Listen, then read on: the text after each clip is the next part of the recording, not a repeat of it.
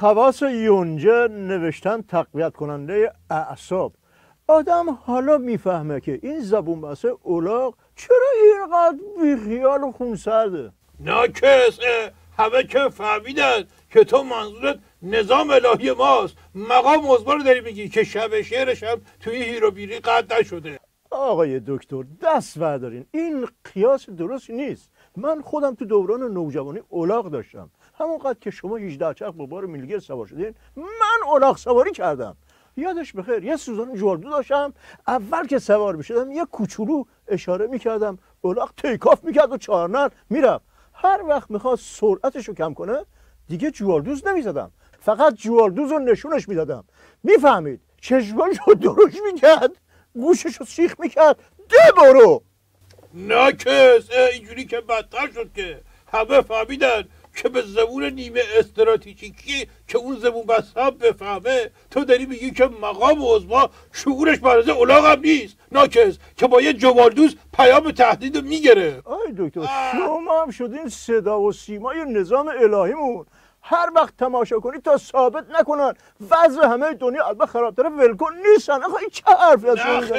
نه خیر تو داری میگی وضع خرابه. من که اتفاقا میخوام بگم که مقام عظما همین حرکاتش هم حرکات موشکیه. منظورتون چیه آقای دکتر؟ بله، یه هواپیما یه بار از یه موشک پرسید چطور میتونی با این سرعت حرکت بکنی؟ موشک گفت قربونت برم اگه تو هم یه همچی آتیشی میذاشتم پشت تا عین من میرفتی. باشه آقای دکتر گیرم که شما درست بگی، ولی الان همین مقام عظمای موشکی که شما داره بگی بخت پشت درشو زده، چرا در باز نکنه؟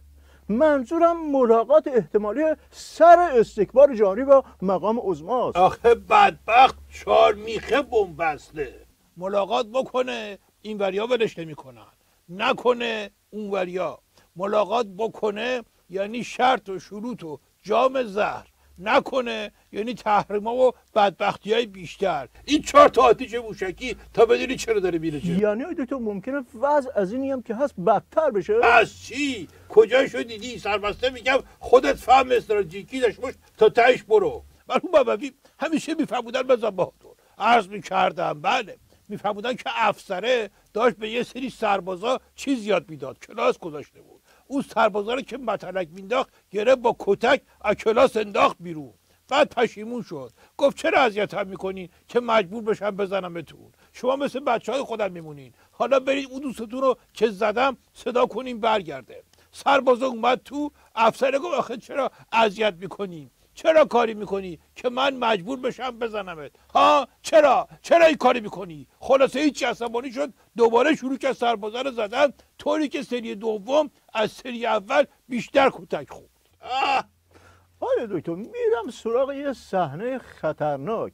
با باز شدن مدارس و دانشگاه ها این پایگاه های مخفی دشمن نظام چه خاکی تو سرش بریزه.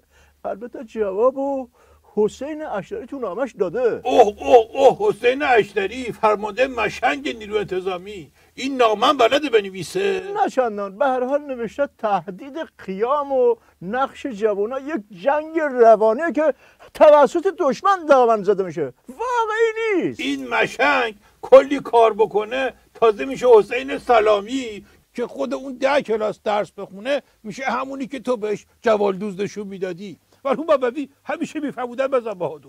عرض میکردم بله میفهمودن اولاغه داشت قدم میزد، یه اسبی رو دید از دور، با حسرت نگاه کرد گفت کاش تحصیلاتمو ادامه داده بودم.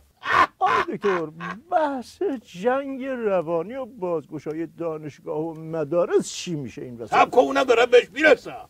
مرحوم بابوی همیشه میفهمودن بزن بهادر. عرض میکردم بله میفهمودن یارو زنگ زد به دکتر گفت بابام حالش خیلی بده دکتر، دستم به دامانت بیا معاینش کن.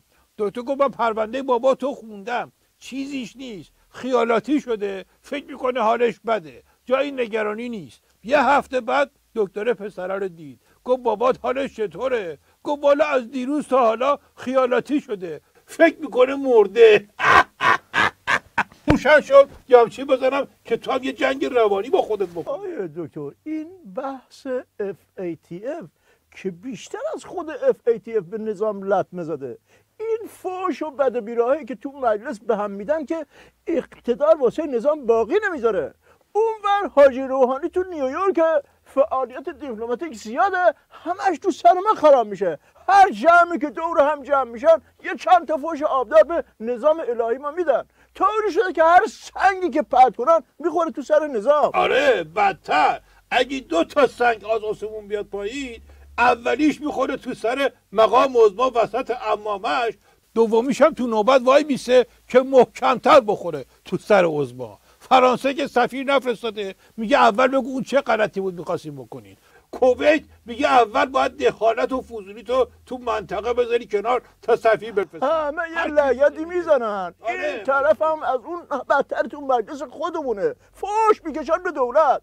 شما تو همین بحث FATF نگاه کنین، فوش و بدبیرایی که میدن به جای اینکه علیه FATF باشه نظام رو تضعیف میکنه. دکتر آره مرحوم ابوی همیشه میفهمودن بزن بهادر، عرض میکردم بله، میفهمودن طرف چتر رو کوبید تو سر رفیقش شکوند. بهش گفتن چه کار میکنی؟ گفت ببخشید اتفاقی بود، قصدی نداشتم. گفتن چطوری میگه اتفاقی بود؟ 2 دستی چتر بردی بالا کوبیدی تو کله طرف دیگه. مشنگه گفت آره ولی نمیخواستم چتر بشکنه.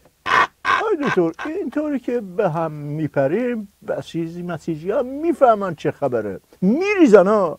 نه خیر، به خاطر به هم پریدن ها نیست، به خاطر وضع خرابی تو بالاست. مرحوم ابوی همیشه میفهمودن بزن بهادر، عرض میکردم بله، میفهمودن که طرف گفت از وقتی ورشکست شدم نصف دوستام دیگه منو نمیشناسن. گفتن اون نصف دیگه چی کار میکنن؟ گفت اونا هنوز نمیدونن که ورشکست شدم. روشن شد یمچی بذارم که دوستات نشناسنه. آیه دکتر با این جوابایی که شما دادین تازه فهمیدم که عظما چقدر بدبخت بیچاره است. قربونت برم الهی. تازه فهمیدی که حرفای من خیلی روشنت میکنه؟ آره؟ نه خیر، صبر کنید تا از قول مرحوم ابویتون یادآوری کنم که مشنگ پدر بزرگشو بود بیمارستان. دکتر گفت قلبش آب آورده. مشنگه گفت به به به به به سلامتی که برق و گاز میاره. دکتر گفت خب دلیل عارضه قلبی هم مشخص شد.